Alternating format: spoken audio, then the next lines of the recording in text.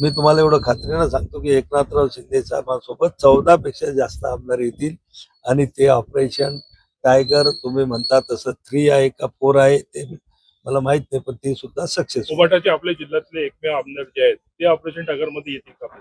हे बघा, हा त्यांचा विषय आहे. त्यांनी कुठं जावं, कुठं राहावं. जर त्यांना असं वाटत असेल की आपल्या कारकिर्दीमध्ये आपल्या मतदारसंघाचा विकास झाला पाहिजे, आपल्या लोकांना जी आपण निवडणुकीत आश्वासनं दिली त्याची पूर्तता झाली पाहिजे, त्या सगळ्या गोष्टी करायच्या असतील तर सत्तेची गरज असते. जर सत्तेमध्ये आले तर त्या पूर्ण होतील. त्यांना करण्याची इच्छा असली तर ते निर्णय घेतील. तुम्ही त्यांना विनंती करणार का येण्यासाठी? निमंत्रण देत आहे का? हे बघा, आमचं दरवाजे खुले आहेत.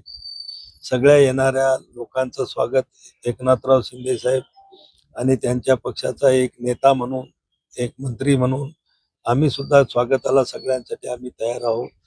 त्यामुळे कोणाला निमंत्रण द्यायचं आणि कोणाला आग्रह करून आणायचं हा विषय आमच्याकडे नाहीये.